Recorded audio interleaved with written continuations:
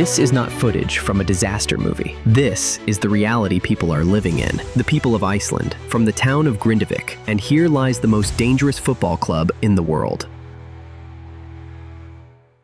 Grindavík is a small coastal town in the southwest of Iceland, located on the Reykjanes Peninsula. The peninsula itself is a truly fantastic place on the football world map. Lunar landscapes, lava fields, geothermal zones, and rift terrains vividly show its otherworldly beauty. And here is also the famous tourist attraction, the Blue Lagoon, which looks absolutely surreal. Over 1.3 million visitors from around the world come here every year, and right in the midst of all this beauty lives the football club Grindavík. UMF Grindavík is one of the most well-known provincial clubs in the country and in the world due to recent events, namely in November 2023. It was around 7 p.m. when the players of UMF Grindavík finished training in the club's indoor hall. That day, there was seismic activity in the region, but in this small port town south of the famous Blue Lagoon, people had already grown used to it with tense patience. Earthquakes and volcanic eruptions had become a disturbing backdrop for the past 3 years. Life went on, but on November 10th, 2023,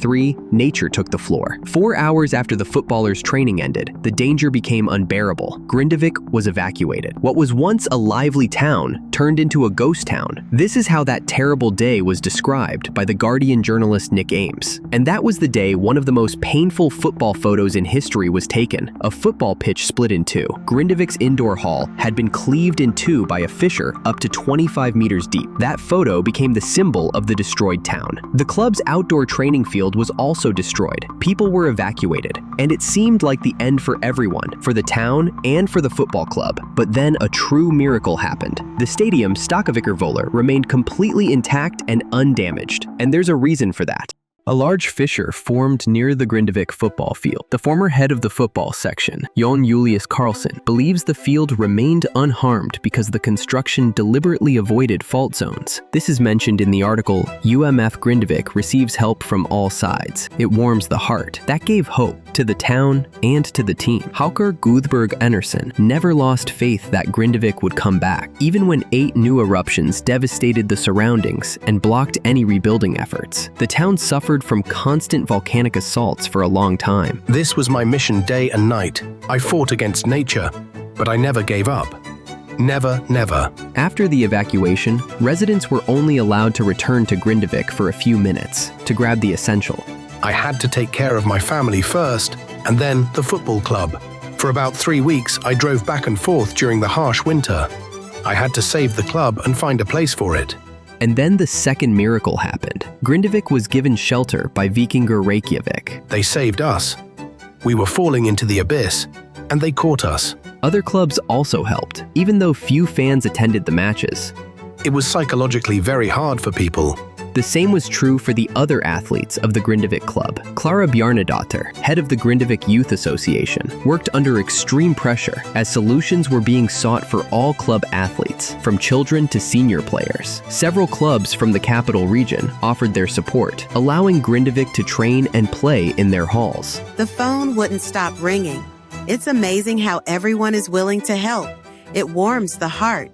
The club's athletes were scattered across the entire southwest of Iceland. Kids participated in basketball competitions. Some stayed in Keflavik, others in Reykjavik or Borgarnes. Among the clubs that offered help, Keflavik, Fylkir, Breiðablik. While the football pitch survived, the golf course became unsafe. A ground fissure ran right beside it. Grindavík Golf Club director Helgi Dan Steinsson stated, "The golf course is not the main thing in this situation. If the community survives, we'll build a new one. But the main thing is Grindavík itself." Although part of the course was damaged, most of it remained intact. Helgi monitored the field's condition via surveillance camera. In the end, there might be a happy ending here too. Back to the football team. The town's economy was destroyed. The club lost 40% of its sponsors, and club president Haukur Guðberg Einarsson, like hundreds of others, lost his job due to mass business closure. But this gave him more time for his passion. Grindavík needed to return home, to the picturesque Stakkavíkurvöllur, whose main pitch somehow miraculously survived the disaster. I had to deal with the government, have many meetings with the police and experts who had to check if it was safe under the pitch. We didn't want to put people in danger unless it was 150% safe. Often, we had to take 1 step forward and 2 steps back. We'd just start working, and then a new eruption and another evacuation. We worked, tested, and waited to see what nature would do next. During the last eruption on April 1st, when lava rushed toward the town, Einarson feared his mission had failed. I thought that was the last time I'd see the field. But the lava stopped, and on May 10th, the Stakkevikker Vutler Stadium was cleared to host a second division match against Fjolnir. Geophysical studies confirmed that the renovated stadium was outside the danger zone, and up to 1,500 fans would be able to attend. A concert was planned, children's entertainment, food courts, and most importantly, a sense of community reunification around its most cherished institution. This is a huge event for us in Grindavík. It was a very special message that we can play. It's hard for me to describe my feelings. Everything I have, my whole life, is Grindavík. In their first home match in 3 years, Grindavík gave fans a real football celebration, playing a thrilling 3-3 draw against Fjolnir. Football returned to the town, and more home games followed, against Thor Akureyri 3-4, Kapavoyur 2-1, Volsungur 2-4, and Narvik 1-5. But that doesn't mean the town has fully come back to life. Although it was reopened in late October, only about 40 homes are inhabited now, while before the 2023 eruption, the population was 3,000 to 4,000. Many homes were destroyed beyond repair. The football club became a beacon of hope, a promise that better times are ahead. There are people who can't come back or don't want to, because they're afraid or because their hearts are broken. It will take years to rebuild Grindavík. We're starting step by step. It'll be okay.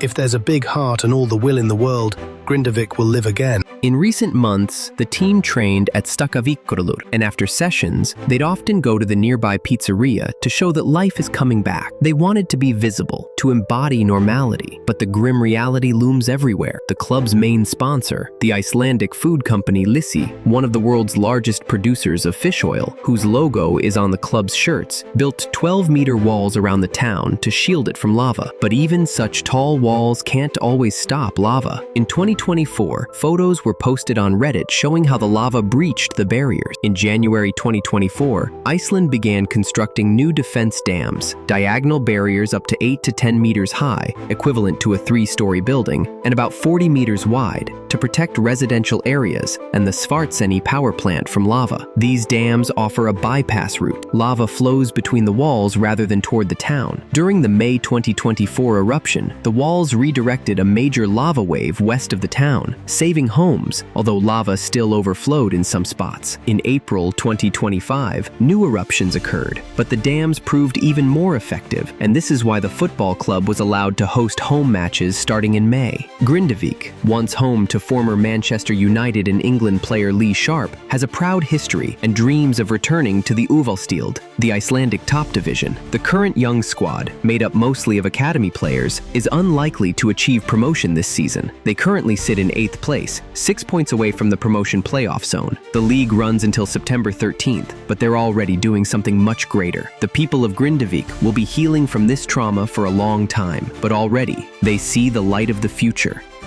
It will take years to rebuild Grindavík. We're starting step by step. It'll be okay. If there's a big heart and all the will in the world, Grindavík will live again. So friends, if you don't know which team to support besides your favorite, this heroic club, living under permanent volcanic eruptions is a perfect choice. This is Grindavík, the most dangerous football club in the world and one of the safest towns to live in. We'll be grateful to everyone who gives this video a like and shares it with a friend or friends. It really helps us, and your subscription helps too. The more subscribers we have, the more videos we'll be able to release on our channel. Check out other videos on our channel, including the incredible new journey of Carlo Ancelotti, who's trying to bring the World Cup back to crisis-hit Brazil. Have a great day. Take care of yourselves. See you.